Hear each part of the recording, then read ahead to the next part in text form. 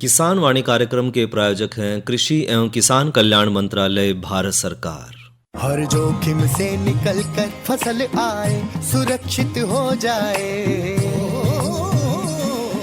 फसल बीमा से हर किसान अब आत्मनिर्भर हो जाए। संकट के समय प्रधानमंत्री फसल बीमा योजना किसानों के लिए वरदान है। अब सूखा पड़े या बाढ़ आ जाए कोई डर नहीं, अब ओले पड़े या कीट पतंगे फसल खा जाए कोई फिक्र नहीं, क्योंकि हमने लिया है प्रधानमंत्री फसल बीमा। बुआई से फसल कटाई तक हर जोखिम का दावा, न्यूनतम प्रीमियम पर अधिकतम भुगतान का वादा। योजना से हर साल जुड़ रहे हैं 5 करोड़ से ज्यादा किसान। अब आपकी है बारी। नजदीकी कृषि कार्यालय, सहकारी समिति, बैंक शाखा, अधिकृत बीमा कंपनी या जन सेवा केंद्र में स्वेच्छा से करा सकते हैं पंजीकरण। फसल बीमा पोर्टल या फसल बीमा ऐप द्वारा भी कराया जा सकता है पंजीकरण। प्रधानमंत्री फसल बीमा योजना, आपकी फसलों का संपूर्ण सुरक्षा कवच। कृषि एवं किसान कल्याण मंत्रालय, भारत सरकार। किसान वाणी कार्यक्रम सुनिए सारे बाण भाइयों ने विनोद भाई की राम राम। किसान भाइयों, हम देख रहे हैं कि मौसम में जो है हर रोज़ बदलाव होने लग रहा है, और मौसम में बदलाव के साथ साथ जो आने वाला समय है उसमें तापमान हर रोज़ बढ़ना ही बढ़ना है। और एक समय तो ऐसा होगा कि तापमान जो है 42 से 45 डिग्री के आसपास भी जाऊगा, और गर्म हवा चलेंगी, लू चलेंगी। तो ऐसे में हमने अपने स्वास्थ्य का तो ध्यान रखना है, साथ में अपना जो हमारा पशुधन है हमने उसका भी ध्यान रखना है, क्योंकि पशुधन भी जो है वो लू की चपेट में आ सके हैं। और गर्मी के मौसम में पशुओं की देखभाल, इसी विषय पे हमने जो है डॉक्टर अनिल सैनी जी से बात की। आप पशु चिकित्सक हैं राजकीय पशु चिकित्सालय निगदू करनाल में। तो किसान भाइयों, डॉक्टर अनिल सैनी ने गर्मी के मौसम में पशुओं के बारे में हमने उनकी किस तरह देखभाल रखनी है, क्या उनको हमने आहार में देना है, किस तरह हमने उनको पानी पिलाना है, इन सब के बारे में विस्तृत जानकारी दी। और तो अपने जो पशुपालक भाई हैं और किसान भाई हैं उनने भी क्यों ना भेंटवार्ता सुना हुआ है, तो सुनो भैया भेंटवार्ता। गर्मी के मौसम में पशुओं की देखभाल, इस विषय में जानकारी लेने के लिए आज हमने स्टूडियो में आमंत्रित किया है डॉक्टर अनिल सैनी जी को। आप पशु चिकित्सक हैं राजकीय पशु चिकित्सालय निगदू करनाल में। डॉक्टर साहब, कार्यक्रम में आपका स्वागत है। धन्यवाद। डॉक्टर साहब, जैसे कि अब मौसम है लगभग 42 डिग्री, आगे चल के 45 डिग्री तक की भी जाने की संभावना रहेगी तापमान की। तो इस गर्मी के मौसम में जब गर्म हवाएं चलेंगी, लू चलेंगी, तो ऐसे में हमारा जो पशुधन है उसकी हमें देखभाल करनी है। और देखभाल करने के लिए खास तौर पे जो हमारा जो पशुधन है, जहाँ उनको हम बांध रहे हैं, उनका बाड़ा है, उनका आवास स्थान है, तो उसमें हमने किन किन बातों का ध्यान रखना है कि जो पशुधन है उसको लू लगने से बचा सकें। जी, जैसे अब गर्मी का प्रकोप बढ़ता जा रहा है जी, तो हमें विशेषकर जो पशु बाड़ा है वो एक तो खुला हवादार होना चाहिए जी डॉक्टर साहब, ठीक, और दूसरा उसमें वेंटिलेशन प्रॉपर होनी चाहिए ताकि पशु उसमें जो बंधे हुए हैं उनमें हवा क्रॉस होती रहे और वहाँ पे बाड़े में अधिक नमी ना बने जी। दूसरा, जो जब दिन में अधिक लो चलती है, तेज हवा चलती है, तो उससे बचाव के लिए पशुशाला में टाट या बोरे के लंबे लंबे पर्दे बनाकर हमें वो लगाने चाहिए ताकि सीधी हवा पशुओं को ना लगे जी। दूसरा, बाड़े में किसी प्रकार का पानी का जमावट ना हो, ठीक है जी। और जो मल मूत्र है उसकी निकासी भी अच्छे से होए। यानी डॉक्टर साहब, जो फर्श है वो पक्का रखे तो ज्यादा बेहतर रहेगा। जी, पक्का होए और वहां पे टूट फूट ना हो ताकि वहां पानी ना रुके। जी डॉक्टर साहब। और इसके अलावा जैसे कई किसान भाई जो छत होती है वो टीन की या लोहे की डाल के रखते हैं, तो वो गर्मियों में अधिक तपती है, तो उसमें बचाव के लिए आप ऊपर छत पे 4 से 5 इंच की मोटी घास की परत, सूखी घास की परत बना दे ताकि सीधी जो सूरज की किरणें पड़े वो छत पे ना पड़े और छत जो है कम से कम गर्म होए। जी डॉक्टर साहब। जो गर्मी है वो बाड़े में अंदर कम जाए। जी। और जो आपने कहा कि भाई जो खिड़की दरवाजे हैं उन पर भी हम जो है टाट या बोरी बांध दें और उसको गिल्ला भी रखें। जी, गिल्ला रखें। और दूसरा, इसके अलावा गर्मी से बचाव के लिए पंखे, कूलर की व्यवस्था पशुशाला में रखें जी। और आजकल जैसे फॉगिंग सिस्टम आ रहा है जो पानी का छिड़काव करता है और पशु पूरे बाड़े को ठंडा रखता है। जी। तो पशु किसान भाई वो भी अपने बाड़े में कर सकते हैं। जी डॉक्टर साहब। अच्छा, इसके अलावा डॉक्टर साहब, जो पशुधन को हमने नहलाना है तो उसके लिए भी कुछ खास बात है कि किस समय नहलाना है, कितने बजे नहलाना है? और जैसे गर्मियों में पशु को कम से कम दिन में 2 बार जरूर नहलाएं, सुबह और शाम के टाइम। जी, ठीक है। और पानी खूब पिलाएं पशु को, कम से कम दिन में 3 बार तो पशु को ठंडा ताजा पानी जरूर पिलाएं। जी डॉक्टर साहब। और हो सके तो हर वक्त पशु के आसपास ताजे पानी की व्यवस्था होनी चाहिए। जी। पशु जितना पानी पिएगा उतनी उसकी जो है दूध पे भी प्रभाव कम पड़ेगा, पशु का दूध भी कम होगा। जी डॉक्टर साहब। और डॉक्टर साहब इसके अलावा जो है रख रखाव हमने किस तरह रखना पशुधन का, कि किस टाइम बाहर बांधना है, किस समय अंदर बांधना हमने, क्योंकि धूप ज्यादा पड़ेगी तो उस समय किन बातों को ध्यान रखना है? कोशिश ये करें भी आसपास जहाँ पे छायादार वृक्ष हों, पशु को वहां पे जब ज्यादा गर्मी पड़ रही है, धूप है, तो पशु को उसके नीचे बांधे ताकि वहां पे ठंडी हवा उसकी रहे। ठीक है जी। और ठंडी हवा लगती रहे पशु को। और दूसरा जो है पशु को खुले में दोपहर के समय चरने के लिए न ले जाएं। जी। ठीक है। यानी कि दोपहर के समय तो सीधी सूरज की धूप तो हमने बचा कर रखना उसको, जी, भी सीधी धूप ना गिरे उसकी ऊपर। और धूप में जैसे कई बार देखा जाओ कि पशु जो है ज्यादा गर्म हो गया धूप में, और कई बार हम पानी भी डाल दें पशु के ऊपर, तो एकदम से वो भी ना करो, उसमें गर्म सर्द की संभावना बनी रहे। चरने का जो समय है पशु का सुबह या शाम के टाइम रखें, दिन में ना रखें। जी। ठीक है। और डॉक्टर साहब इसके अलावा क्योंकि गर्मी का मौसम है तो हमारा जो पाचन तंत्र थोड़ा सा कमजोर हो जाए, तो ऐसे में पशुधन को जो है उनका जो आहार है उसमें हमने क्या क्या सावधानी रखनी है? इस टाइम जैसे ताजा जो भूसा है, ठीक है, उससे अगर हम पशुओं को इस मौसम में खाली भूसा देंगे तो उसमें बंदे की शिकायत हो जाती है। और कोशिश करें जो हम भूसा दे रहे हैं वो पानी में भिगो के दें ताकि उसकी जो मिट्टी वगैरह वो नीचे बैठ जाए। जी। 1-2 घंटा भिगो के उसके बाद दें पशु को। दूसरा, हरा चारा भरपूर मात्रा में दें। जी। ठीक है, ताकि उससे पशु का जो पाचन तंत्र है वो सही चलता रहे। साथ में मीठा सोडा भी दे सकते हैं। और इस मौसम में गर्मियों में पशु की नमक की मात्रा भी ज्यादा बढ़ जाती है, तो 25 से 30 ग्राम सेंधा नमक पशु को रोजाना जरूर दें। जी डॉक्टर साहब। और जो आहार है जो पशुओं का गर्मियों में, वो गर्म आहार ज्यादा ना हो। तो इस मौसम में जो दाना है उसमें आप मक्का, जौ वगैरह, गेहूं ये ले सकते हैं। जी डॉक्टर साहब। और खल में आप बिनोले की खल सबसे अच्छी मानी जाती है, वो किसी भी मौसम में आप दे सकते हैं। जी। बिनोले की खल देखें। और कम से कम 5% दाना मिश्रण में मेथी भी मिलाएं, जो ठंडी होती है पशु के लिए, पाचन के लिए अच्छी होती है। जी डॉक्टर साहब। उसको 2 घंटे भिगो के पशु को फिर देनी चाहिए वो। जी। डॉक्टर साहब इनकी तो हमने हरा चारा ज्यादा रखना है क्योंकि हरे चारे में पानी की मात्रा ज्यादा है, साथ में मिनरल मिक्सचर का भी हमने ध्यान रखना है, और नमक भी देना है पशुतः, और दिन में 3 से 4 बार पानी भी जो है पशुतः पिलाना है हमने। डॉक्टर साहब इसके अलावा जो गर्मी के मौसम में पशु आहार है वो एक संतुलित पशु आहार हम किस तरह बनाओ डॉक्टर साहब? जी, गर्मियों में जो हमें विशेष ध्यान रखना है कि पशु का आहार ज़्यादा गर्म ना हो। तो मान लो हमने 1 क्विंटल या 100 किलो आहार बनाना है, संतुलित आहार, तो उसमें 40% या 40 किलो लगा लो तो उसमें दाना होगा। दाने में हम ले सकते हैं गेहूं, मक्का या जौ। ठीक है। और फिर 5% हमने मेथी मिलानी है उसमें। जी। 5 किलो लगा लो। ये तो हो गए दाना, मेथी, और फिर आ जाएगी खली में हम बिनोले की या सरसों की, मूंगफली की, इनकी खली ले सकते हैं, जो कि जिसकी मात्रा रहेगी 25% के आसपास। जी। ठीक है। और इसके बाद आ जाएगा चोकर वगैरह, जिसमें गेहूं की चोकर या गेहूं की खली की, इनकी चोकर हो जाएगी, उसकी 25% मात्रा रहेगी। जी। इसके साथ साथ हमें इसमें मिलाना है मिनरल मिक्सचर 1 किलो सेंधा नमक, और 500 ग्राम इसमें मीठा सोडा हो जाएगा। जी डॉक्टर साहब। तो इन सब की मात्रा ये इस प्रोपोर्शन में 40% होगी हमारी दाना, 30% हो गया हमारा ये खल, 25% ये चोकर वगैरह होगी, बाकी 5% मेथी होगी। इनको मिला के 100 किलो हमारा एक संतुलित आहार पशु के लिए गर्मियों के हिसाब से तैयार हो जाएगा।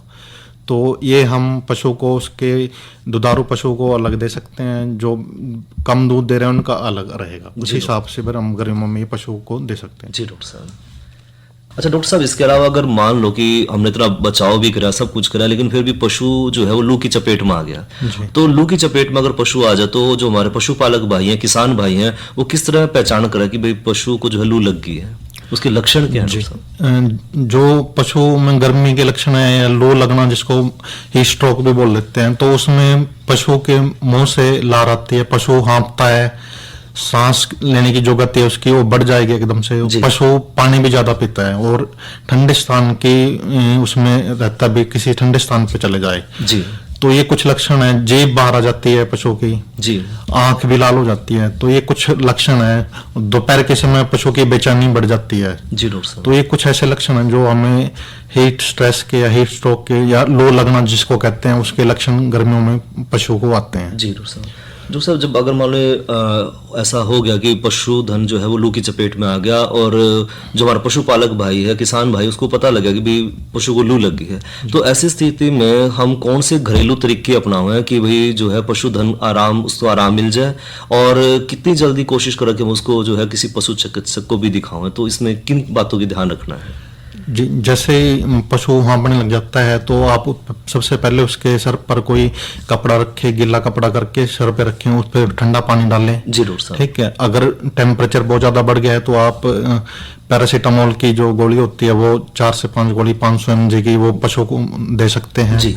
इमरजेंसी में। दूसरा, अगर पशु घरेलू नुस्खे पे आप अगर कर सकते हैं, जैसे इमरजेंसी है, तो आप देसी नुस्खा है, 1 किलो आप आंवला, 1 किलो सौंफ और 1 किलो मिश्री होती है जो मीठी, इनको मिला के एक मिश्रण बना के डब्बे में रख लें और इसको 150 मिलीग्राम सुबह शाम पशु को 3 से 4 दिन दें। जी डॉक्टर साहब। एक घरेलू नुस्खा आप ये कर सकते हैं। दूसरा एक होता है, आप 250 ग्राम बेसन लेके छाछ में उसको मिला लें सुबह के टाइम, और शाम सुबह उसको मिला के भिगो के रख दिया और शाम को पशु को दे दें। जी डॉक्टर साहब। ये आप 3 से 4 दिन करें। इससे पशु को जिस पशु को गर्मी लगी है, लू लगी है, उससे पशु को आराम मिलेगा। जी। कुछ दूसरे ऐसे पशुओं में होता है, जैसे बहुत ज्यादा क्योंकि गर्मी लगती है, लू लगती है, पशु के शरीर में पानी की कमी हो जाती है, डिहाइड्रेशन हो जाती है। जी डॉक्टर साहब। तो उस स्थिति में आप नजदीकी पशु चिकित्सक से संपर्क करके, तो उसमें हमें फिर फ्लूइड देना पड़ता है पशु को, ग्लूकोज की बोतलें लगा के उसकी पूर्ति करनी पड़ती है पशु जी की। जी। तो डॉक्टर साहब, इसके अलावा जो हमारे दुधारू पशु हैं, गाय है, भैंस है, तो जो दुधारू पशु है उनके लिए क्या हमें कोई और खास तौर पर ध्यान देने की जरूरत है कि उनका जो दूध की मात्रा वो भी पूरी रहे और जो है वो लू की चपेट में ना हो? जी, गर्मी का सबसे ज्यादा असर जो हमारे सबसे ज्यादा दूध देने वाले पशु होते हैं उन पर ज्यादा पड़ता है। जी। तो उन पशुओं में क्या होता है, दूध एकदम कम हो जाता है, 20 से 30%। जैसे ही गर्मी बढ़ेगी दूध एकदम से कम हो जाता है, पशुओं की भूख भी कम हो जाती है। तो उस मौसम में हमें उन पशुओं का विशेष ध्यान रखना है। तो एक तो उन पशुओं में हमें हरा चारा कम से कम 30 से 40 किलो हरा चारा देना है दुधारू पशुओं को, और साथ में जो दाना देना है, जो मैंने पहले भी बात की है, भी गर्म आहार की मात्रा उसमें कम रखनी है। जी डॉक्टर साहब। बिनोले की, गेहूं, जो चोकर वगैरह ये इसमें ज्यादा रखना है, मेथी भी मिलानी है। और साथ में मिनरल मिक्सचर 50 से 100 ग्राम पशु। मिनरल मिक्सचर का जो काम है, पशु को दूध की मात्रा तो बढ़ाएगा, साथ में जो पशु का तापमान है उसको भी मेंटेन रखेगा। तो मिनरल मिक्सचर पशु को 50 से 100 ग्राम जरूर दें, और साथ में सेंधा नमक और मीठा सोडा भी उसमें मिश्रण में जरूर मिलाएं। जी डॉक्टर साहब। डॉक्टर साहब, इसके अलावा जो हमारा जो छोटे पशुधन है कि जो बछड़े हैं, बछड़ियां हैं, कटड़ियां हैं, तो वो बड़े ही नाजुक हैं, छोटे हैं वो, तो उनके लिए हमें किस तरह से विशेष तौर पर हमने ध्यान रखना है, उनका लू से हम किस तरह बचाव करें? जी, छोटे पशुओं की जो हमारे नवजात बच्चे जो पैदा हुए हैं, उनकी हमें विशेष देखभाल की जरूरत होती है, क्योंकि उनमें ज्यादा खतरा बना रहता है लू लगने का। तो एक तो हमें उनको जो गर्म हवाएं जिस टाइम चल रही हैं दोपहर में, उससे बचाव रखना है। जो जहाँ पे उनको बांधा हुआ है पशुशाला में, वहां पे टाट या बोरी की चादर लगा के उनको सीधी हवा से बचाना है। दूसरा, उनमें जो हमें जो माँ का जो पहला दूध है वो जरूर पिलाना है, ठीक है। और सबसे जरूरी है पेट के कीड़ों की कीटनाशक, जो कृमिनाशक दवा है वो जरूर देनी है। 15 दिन का जैसे ही पशु हो जाएगा उसको सबसे पहले खुराक देनी है, उसके फिर 15 दिन बाद एक खुराक, फिर उसके हर महीने बाद उसको 2 से 3 बारी महीने के गैप पे कृमिनाशक दवा जरूर देनी है। दूसरा, फिर इस टाइम एक बारी बरसात के मौसम से पहले सभी पशुओं में वैसे तो कृमिनाशक दवा दे देनी चाहिए। दूसरा, जब अभी हमारे जो पशुपालन विभाग द्वारा मुंह खुर के गलघोटों के टीके लगेंगे, वो भी सभी पशुपालकों को जरूर लगवाने चाहिए। जी डॉक्टर साहब। डॉक्टर साहब, ये जो गर्मी के मौसम में पशुओं की देखभाल है, उस बारे में आपने महत्वपूर्ण जानकारी दी हमारे पशुपालक भाइयों को और किसान भाइयों को, उसके लिए आपका बहुत बहुत धन्यवाद। धन्यवाद। तो ये तो हमारे जो किसान भाई हैं, हमारे पशुपालक भाई हैं, उन्होंने गर्मी के मौसम में खास तौर पर जब लू चलेंगी तो उस समय अपने पशुधन की रक्षा हमने किस तरह करनी है, किस तरह बचाव करना है, उस विषय में हमने ली जानकारी।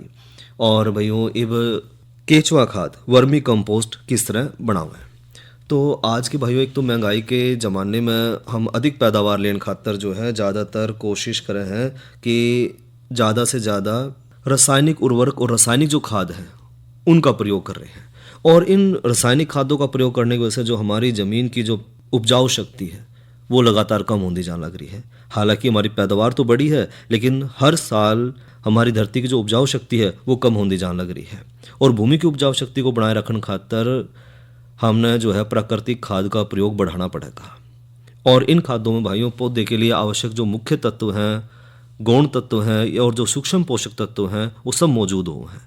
और गोबर को हम भाइयों अधिकतर जो है ईंधन के रूप में ही प्रयोग करें, जिससे हमारा पर्यावरण भी प्रदूषित हो है। तो उससे बचाव खातर भाइयों हमने जो है गोबर की खाद या जो है कंपोस्ट बनावे तो ज़्यादा बेहतर होगा, क्योंकि इसमें भाइयों पोषक तत्वों की जो ज़मीन में हानि हो जाए वो हम खाद के माध्यम से पूरी कर सकें हैं। और जो कंपोस्ट हम बनाने लग रहे हैं या जो खाद हम बनावे हैं वो केंचुए की अगर सहायता हम बनावें तो ज़्यादा बढ़िया रहेगा। और केंचुए भाइयों जैविक जो कचरे ने खा कर उसने एक गुणवत्ता वाले पदार्थ में परिवर्तित कर दे हैं, और इसी विधि को हम कहें वर्मी कंपोस्टिंग। और इस तरह से तैयार जो कंपोस्ट को वर्मी कंपोस्ट या केंचुआ खाद के नाम से भी जाना जावा है। और जो ये वर्मी कंपोस्ट या जो केंचुआ खाद है अगर हम इसका इस्तेमाल करें तो क्या लाभ रहेंगे। एक तो भाइयों पौधे के लिए जो आवश्यक पोषक तत्व हैं वो संतुलित मात्रा में मिलेंगे। दूसरा, इस खाद में भाइयों पौधे की जो बढ़ोतरी वाले हार्मोन हैं वो पर्याप्त मात्रा में पाए जाए हैं। और जो केंचुआ खाद है उसके प्रयोग से फसलों की अधिक उत्पादकता और उच्च गुणवत्ता भी बढ़े है। साथ ही खाद के प्रयोग से भाइयों मिट्टी के जो हानिकारक रसायन हैं और उनकी जो पौधों में उपलब्धता है वो कम होती चली जाएगी, और मिट्टी में जो लाभदायक सूक्ष्म जीव हैं उनकी संख्या में बढ़ोतरी हो है। साथ ही मिट्टी में भाइयों जैविक पदार्थों की मात्रा बढ़ा है और भूमि की जो भौतिक संरचना है उसमें भी सुधार देखने मिला है। और इसके कारण भाइयों जो हमारी ज़मीन की उपजाऊ शक्ति है वो भी तेज़ी से बढ़े है, और मिट्टी की पानी पकड़ने की जो क्षमता है उसमें भी बढ़ोतरी देखी जावे है।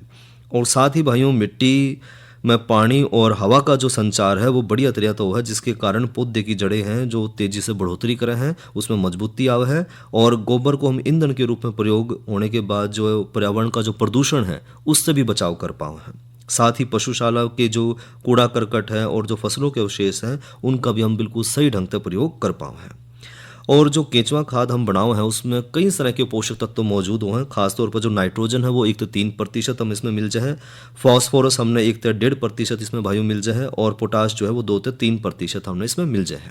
साथ ही जो मुख्य तत्व हैं उसके अलावा कैल्शियम है, मैग्नीशियम है, सल्फर है, और लोहा है, जस्ता है, तांबा है, मैग्नीज है, बोरोन है। इस तरह के जो सूक्ष्म और गौण पोषक तत्व हैं वो भी इसमें पाए जाए हैं। और केंचुआ खाद बनाने की भाई विधि की बात करें तो एक तो हम इसमें जो है मेंढ में बना सकते हैं, और यह खाद बनाने की जो है बहुत आसान विधि भी है। और जो मेंढ की हमने लंबाई लेनी है वो हमने अपनी ज़रूरत के हिसाब से लेनी है। चौड़ाई हम 3 फुट लेना तो ज़्यादा बढ़िया है, और ऊंचाई 2 फुट हमने रखनी है।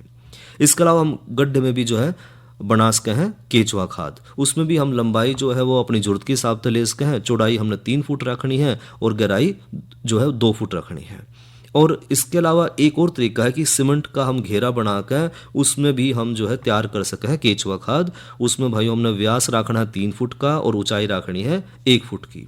और खाद बनाने की भाइयों जो तीनों तरीके हैं उसमें हमने जो बनाना है खाद वो किस तरह बनानी है। एक तो सबसे पहला भाइयों नीचे जो है लगभग आधा फुट मोटी एक परत बनानी है, जिसमें पुराने अखबार हों, गत्ते बिछा कर, या उसके ऊपर पराली है, सरसों है, या जो मोटी कड़बी है, या जो भैंसे या जो दूसरे भूसे हैं, या जो पेड़ों की छाल है या लकड़ी का बुरादा है वो भी हम इसमें डाल सके हैं। जो सबसे पहली परत हमने नीचे वाली बनानी है। उसके बाद भाइयों इस परत के ऊपर हमने 1/3 फुट जो है मोटी गोबर की लगभग 2 हफ्ते पुरानी जो गोबर है उसकी परत लगानी है। और इस परत के ऊपर भाइयों 1 से 1.5 फुट मोटी घर के कूड़ा करकट या जो फसल अवशेष है उसकी परत चढ़ानी है। और उसके ऊपर भाइयों खेत की मिट्टी की एक पतली सी परत लगभग 5 सेंटीमीटर की परत जो है वो लगानी है। और इस परत के ऊपर भाइयों पतली सी गोबर की परत वो भी लगभग 5 सेंटीमीटर हमने रखनी है। और इसके बाद भाइयों जो ये विधि है उसमें मेड हो चाहे गड्ढे में बना हो या सीमेंट का जो घेरा है उसमें हम बना लग रहे हैं, तो उसमें हमने 250 केंचुए प्रति क्विंटल जो सामग्री है उसके हिसाब से उसमें छोड़ देने हैं। और केंचुए भाइयों केवल अंधेरे में काम कर रहे हैं, इसलिए जो मेड है या जो हमने गड्ढा बनाया है, जो सीमेंट का हमने घेरा बनाया है, उसके ऊपर हमने जो है कड़बी या जो बोरी है उससे अच्छी तरह से ढक देना ताकि अंदर अंधेरा बना रहे। साथ ही भाइयों केंचुए के अच्छे प्रजनन और सही तरह से काम करने खातर अच्छी नमी की भी जरूरत पड़े है, इसलिए बेड में जो है उपयुक्त नमी हमने बनाकर रखनी है और लगभग 75% इसमें नमी रहनी चाहिए। और इस नमी ने बनाए रखने खातर हम सर्दियों में 1 बार और गर्मियों में भाइयों 3 बार पानी जरूर देवें। और गर्मियों में खास तौर पर सुबह, दोपहर और शाम में हमने पानी देना है। और ज़रूरत में भाइयों पानी की अगर ज़रूरत ज़्यादा है तो हमने जो है पानी का जो है इस्तेमाल ज़्यादा भी करना है। हाँ, एक बात का हमने ध्यान जरूर रखना कि पानी जो है वो ज़रूरत से बहुत ज़्यादा नहीं डालना है, क्योंकि अगर हमने पानी बहुत ज़्यादा दे दिया तो उससे क्या होगा कि जो हमारे केंचुए हैं उनकी एक तो पैदावार वो कम हो जाएगी, उनका जो प्रजनन है वो कमज़ोर हो जाएगा, और साथ ही साथ भाइयों जो हमारी जो बढ़ने वाली खाद है उस पर भी विपरीत प्रभाव पड़ेगा। और केंचुए भाइयों बिना किसी अधिक देखभाल के अपने आप ने जिंदा रख सके हैं या अधिक गर्मी और सर्दी में भी जो है अपने आप ने जीवित रख सके हैं। लेकिन अगर इन खातर तापमान 15 से 25 डिग्री का रखा जाओ तो सबसे अनुकूल है, क्योंकि इस तापमान में एक तो इनकी प्रजनन क्षमता तेज़ी से बढ़े है और दूसरा इनका जो भोजन ग्रहण की ताकत है वो भी बढ़ जाए। इसलिए भाई सर्दियों में तापमान को अधिक रखने खातर 8 से 10 दिन में ताज़ा गोबर की पतली सी परत उसके ऊपर जरूर डाल दे ताकि तापमान जो है 15 से 25 डिग्री के बीच में बने रहे। और गर्मियों में भाइयों तापमान को थोड़ा कम करने खातर खाद बनाने तक वाला जो स्थान है उसके चारों तरफ 2 से 3 फुट की चौड़ी डेचे की हम पतली सी पट्टी भी लगा दें तो उससे जो है ठंडक बनी रहेगी। तो ये तो भाइयों ली जानकारी केंचुआ खाद वर्मी कंपोस्ट किस तरह बनाओ है। और अब कराऊँ भाइयों का मनोरंजन, सुनिए लोकगीत। मेरे देश की सीमा दूर है, मेरे देश की सीमा दूर है, उड़े लड़ा लड़ाई मेरा भी महिमा भारत देश की, उड़े लड़ा लड़ाई मेरा भी महिमा भारत देश की, मेरे देश की सीमा दूर है, मेरे देश की सीमा दूर है, लड़ाई मेरा भी महिमा भारत देश की। आजादी खातिर जो लड़े, आजादी खातिर जो लड़े, फांसी के ऊपर जो चढ़े, फांसी के ऊपर जो चढ़े, वो थे भारत की तकदीर महिमा भारत देश की, लड़ाई मेरा भी महिमा भारत देश की, लड़ाई मेरा भी महिमा भारत देश की।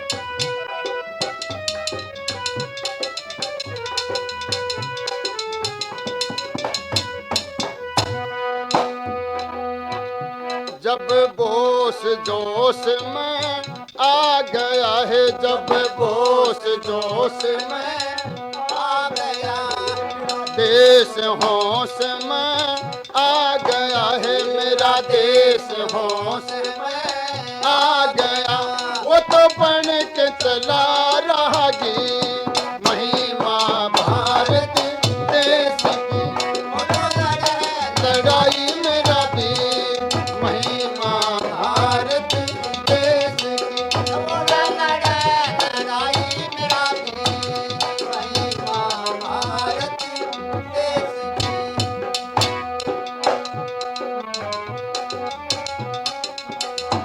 उन वीरों का संदेश है, उन वीरों का संदेश है, उन वीरों का संदेश है, मेरा जितना बड़ा यह देश है, मेरा जितना बड़ा ये देश है। गुवाहाटी हो या कश्मीर, महिमा भारत देश की। लड़ाई मेरा वीर, महिमा भारत देश की। लड़ाई मेरा वीर, महिमा भारत देश की।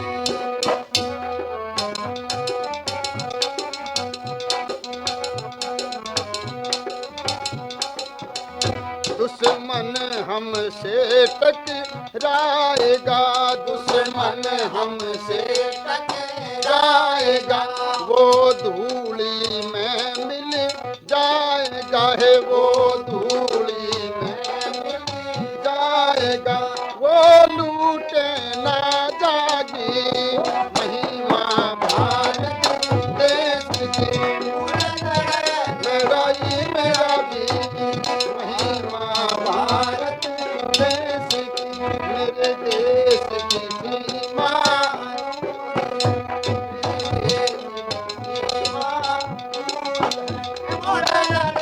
लड़ाई मेरा वीर, महिमा भारत देश की।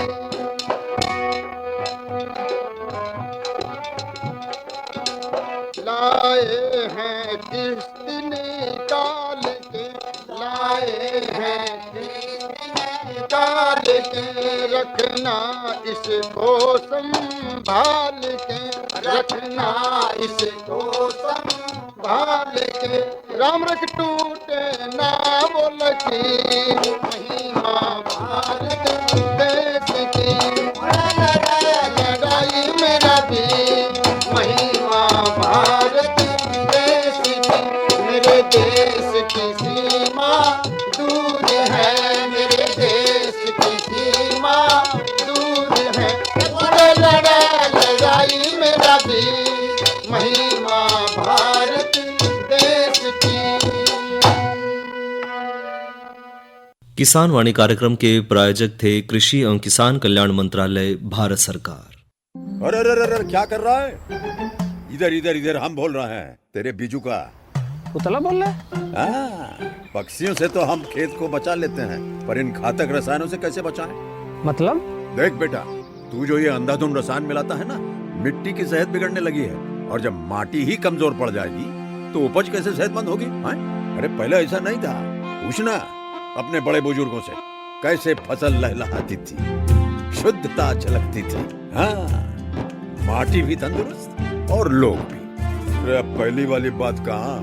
पर अब तो सब यही डाले हैं। सब नहीं, आज भी लाखों जागरूक किसान परंपरागत विधि से फसल उगा रहे हैं। खर्चा कम और उपज की कीमत भी बेहतर पा रहे हैं। सच है?